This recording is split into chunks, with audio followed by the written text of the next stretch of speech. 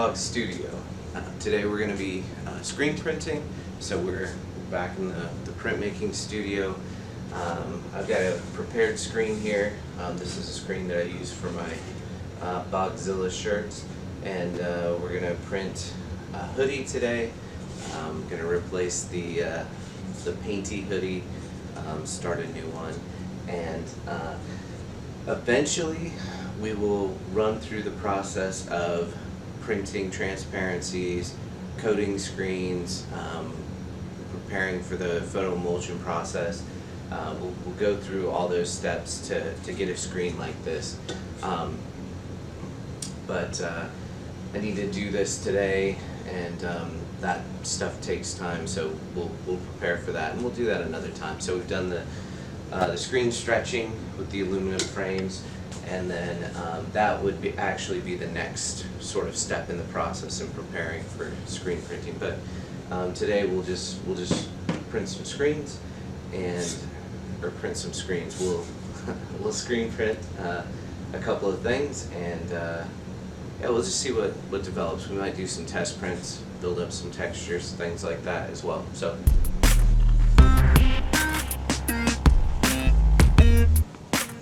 Okay, so I just zipped the hoodie up to hold it together, kind of keep it squared up. I'm not using a press for this. I'm just gonna use the screen. Also, tons of cat hair on the hoodie. That's great. Probably wouldn't hurt to hit this with some tape. Maybe I'll do that here in a second. But what I'm gonna do is place this inside as a backing, so that the print, or when we screen print it, the zipper on the back side doesn't create a resist or a texture in here, and then also this just gives us a nice surface for our squeegee to kind of move across as it's pushing down through that screen. So this again isn't maybe the proper way to do things. This is how I'm doing it with the materials I have and the time that I've had to focus on this. So I'm gonna grab some tape. Thought I had some duct tape, but I guess we'll just use this. So what I'm gonna do is just kind of wrap this around itself, sticky side out, so that way we get a surface to kind of pick up that hair, and you know, like a lint roller would also be a good option, but I don't have one of those in the facility, so so this should work. We'll just kind of get the main central section of this. I have thought about doing a screen print on like a black shirt that is just cat hair. I thought that would maybe be kind of an interesting concept, but I haven't had the I guess desire to explore that. So so this is kind of the plan here. We're just going to run the Bogzilla, Bogzilla.com up the back here, and kind of try to get it straight. I'm just gonna eyeball it, basically orienting it with the edges of the hoodie here, and this does have like a vertical reference point. This sort of tips away from that axis, but as long as this is somewhat close, if this sort of shifts this way, it's pretty effective. So I'm going to print this on a test print just to get some ink moving through this. So I'll grab some test prints, and we'll just do that over here, and then we'll move over and do the hoodie.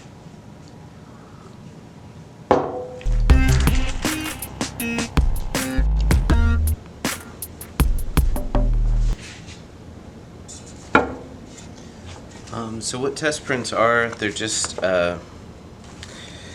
prints that maybe didn't turn out, that then you run prints other screens over to get ink moving through the screen, or sometimes to try to deal with like maybe some dried ink if you wet it, and then do a few prints on some test prints. So what happens is you get these buildups of different images that you're printing, and it really becomes like an interesting visual texture.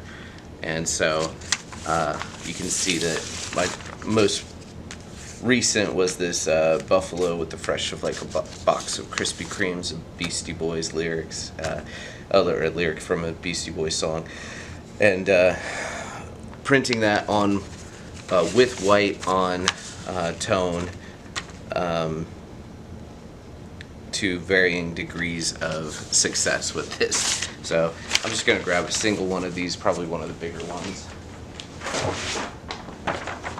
and then we will run this over.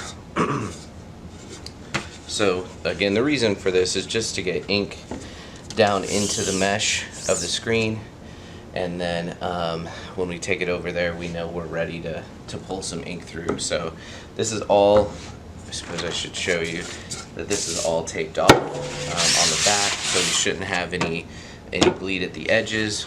The only place the ink should be able to move through is these open areas in the stencil.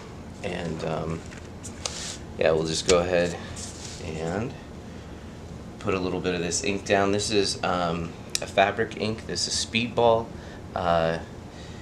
We've used Speedball, and we've also used the Blick brand, and I don't know, my preference is the Speedball. It has a tendency to be a little bit smoother. Sorry, a little bit smoother.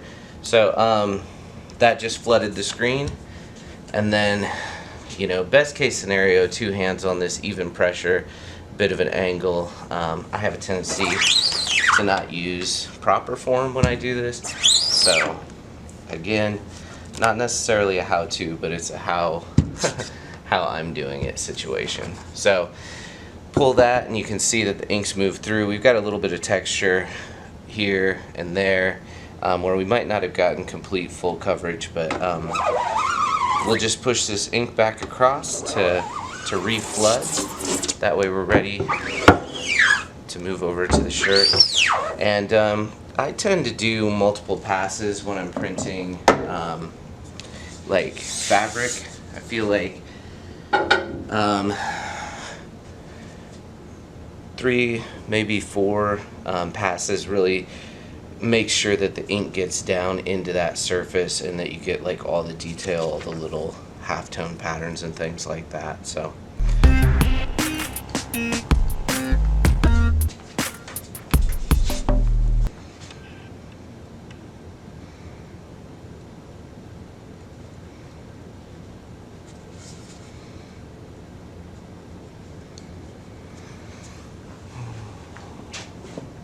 so we'll just place that on there.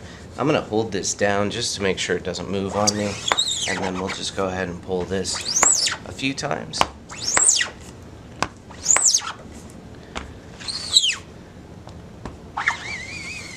Sometimes a little bit lighter, just to make sure that the screen's still flooded with ink is good, and then good pressure again, just to make sure it's there. Okay. So peel that off, like so, and we got decent results, but not perfect results. But as you know, a little imperfection is not always frowned upon. Like I think this will work. I was kind of thinking about putting it on the sleeve as well, but that might be too much. So we'll let this dry a little bit, and then we'll heat set it. Maybe while that's going, since we've got ink on the screen, and we've got a stack of prints here, we might just go ahead and use the rest of the ink that's on the screen, just to build up more texture. And so I'll move this out of the way, and we'll kind of continue with that.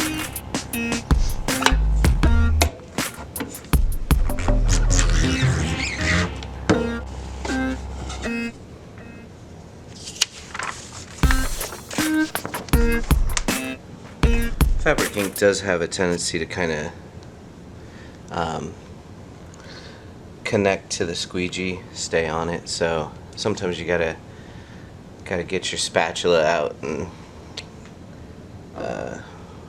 clean that off of there, reapply it to the screen itself.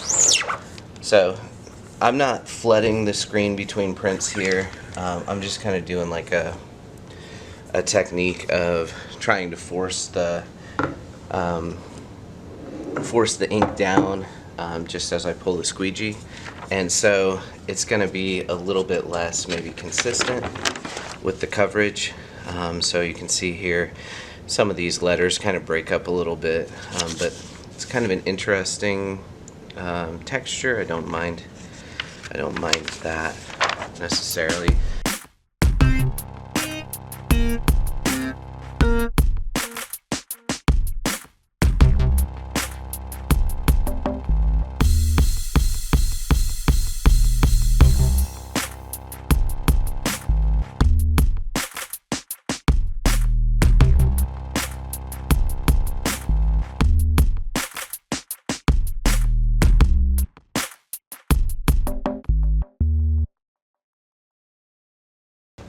All the buildup below becomes sort of like abstract, either background or like interior shapes within that form. So a lot of these end up getting chopped into covers for my sketchbooks, and we can look at those maybe when we head up to my office.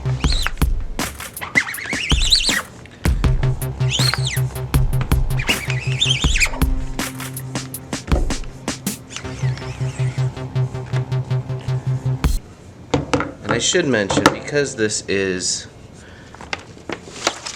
fabric ink, it's maybe going on just a little bit thicker than a regular ink would, so that's also contributing to why we're not getting completely like flat application like we have some of that. Also, it's worth mentioning that we've got a stack of prints under there, so it's not a flat hard surface, it's kind of a soft pliable surface. As we pull this across, it's like flexing, so something else to kind of consider.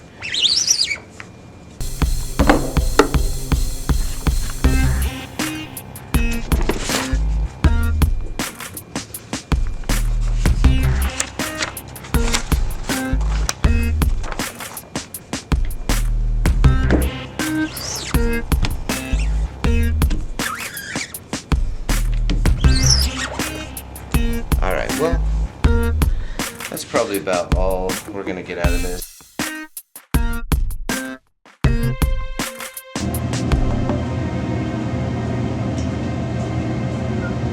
This is water-based ink, so we're just going to be washing this out with hot water, and we've got just a hose connected to the sink with a nozzle on it. So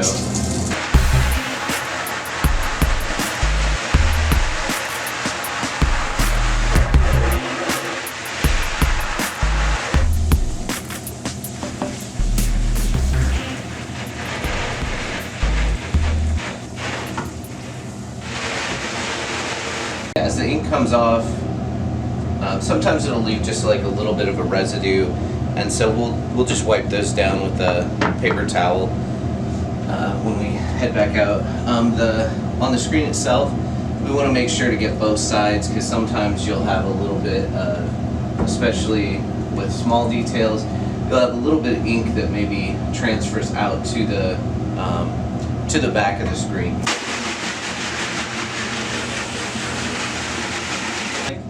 Use my hand to just break up some of the ink that's hanging on.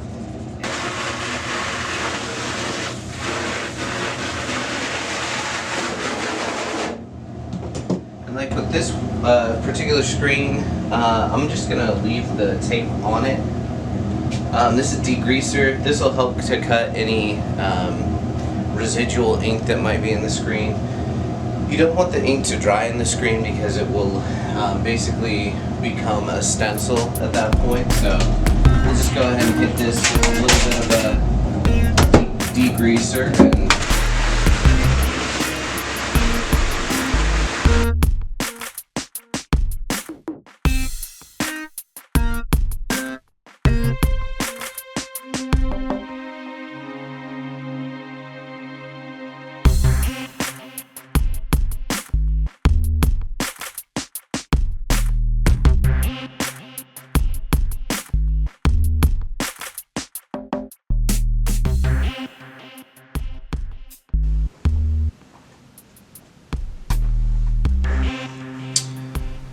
over the years with my studio practice, sketchbooks have been really important. As I graduated and moved into a shared studio space above a shoe store downtown for a while, and then when my wife and I bought our house, I ended up having to move my studio to my basement, which was much more confined and a bit more challenging to work at any sort of scale. So I really switched focus at that point to sketchbooks, and I loved making my own sketchbooks. Like, I started making sketchbooks probably in I don't know, the early 2000s, and over the years that's looked very different. For example, this one is from like 2007, and at that point I was interested in these larger volumes. So this is several folios that are folded and then sewn together using a saddle stitch method, and then you know, that's bound and covers made. This is like a cardboard cover that has fabric on it. It also has spray paint and probably coffee and all kinds of other stuff. These are not archival, but at this time I was working with found papers as well. So like a lot of the paper that I ended up binding here to make the sketchbook were projects that I'd been working on that I'd maybe done some test prints of. Like, it looks like, you know, in this one, I was working on one of the acapella CDs at the time, and so here's like a printout of that. That then becomes a background to sketches and other things, and there's also paper in here from the job that I was working at the time. These were project sheets where we would track, you know, the projects we were doing and the time spent on it, you know, client names and things like that. But you can see there's a variety of media in here as well. We've got a lot of spray paint stencils because that's where my interests were at the time. Little Bogzilla from back in the day. And then graphite, probably not as much graphite as there is pen and ink. I like to draw in pen and ink. And then different references to things that were sort of like happening in my life at the time. But anyway, what I wanted to say is that, like, these are great artifacts. They would take a lot of time to fill, so it could take up to like a year maybe to fill one of these sketchbooks. And I think the challenge with this is, you know, carrying something around for a year, it does get beat up. Also, if you don't have it with you, you know, you can't use it, obviously. So just having one kind of working sketchbook as you're going about your life can be a little bit challenging. So when I made the shift to these like smaller single folio sketchbooks with like test prints as covers, that really changed things for me, because like I could have several going. Like right now I've got 3 on my desk here that I've been, you know, grabbing before meetings or whatever it might be, and then I know in my studio at home I've got 2 or 3, and then I know there's at least one in the house, so if I have something I kind of want to work through, or I just want to do some cross hatching or something like that, I have that at hand and I can work on it. And the nice thing is, this may take a few weeks to fill, or depending on how busy I am, it could take months, but these get fuller, these get finished more quickly, and I can start fresh. There's a little bit less pressure with this because it is just, a smaller number of pages. I don't feel like I have to be producing finished pieces when I'm sketching in these, whereas with a sketchbook like this was a gift from my daughter, and it means so much to me that she bought me a sketchbook, and my intention for this was to create sketches sort of specifically around things that might interest her, or specifically kind of for her, maybe in the future. So the idea is that maybe this would be a gift back to her someday. Trying not to get emotional. But that puts so much pressure on this that I have really not worked in this book at all, because I've got 3 or 4 things in here. We did a collaborative sketch in here, and then I did a couple of smaller things. But there's pressure with this one because I want them to be meaningful, and I want the sketches that I do in this one to be something that she would be interested in the future, or maybe proud of. I don't know. But with these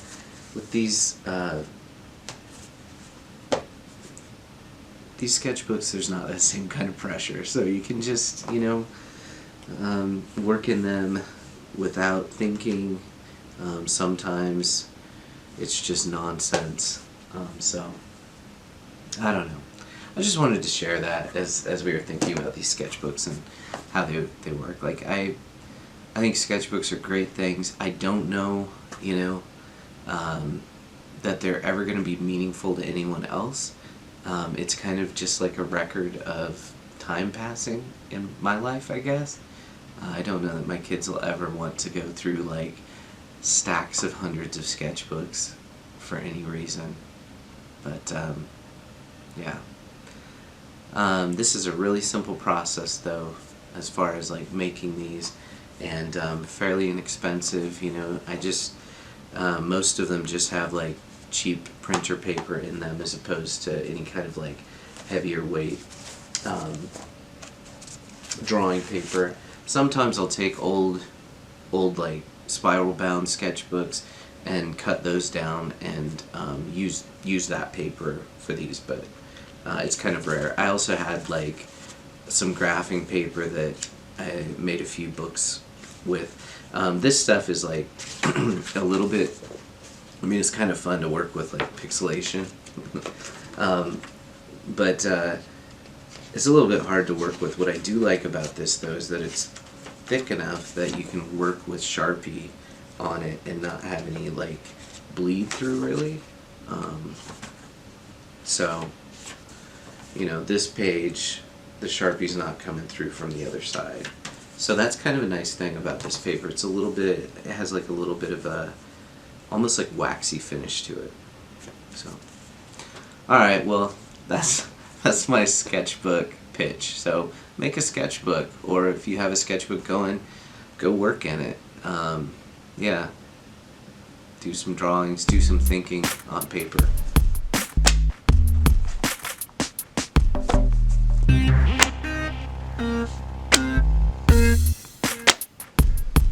Sketchbooks are test prints that get cut, folded, and then get paper, folded into folios, stapled together, and then trimmed down to create clean edges.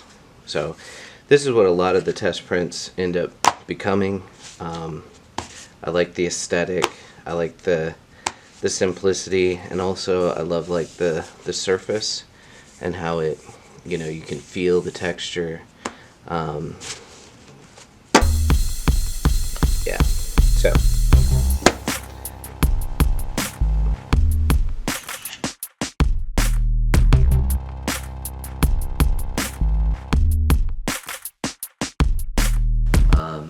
something beautiful about working with analog technology and experimenting with materials. So I hope you find yourself having the opportunity. So again, thank you for being here. Thanks for checking this out. If you enjoyed this, a subscribe would make sense. This is the kind of content I'm going to be sharing, and a like wouldn't hurt my feelings. If you have any questions, leave them in the comments. I'll definitely try to answer any questions that appear in there. And yeah, just have yourself a lovely day, and make some cool stuff. All right.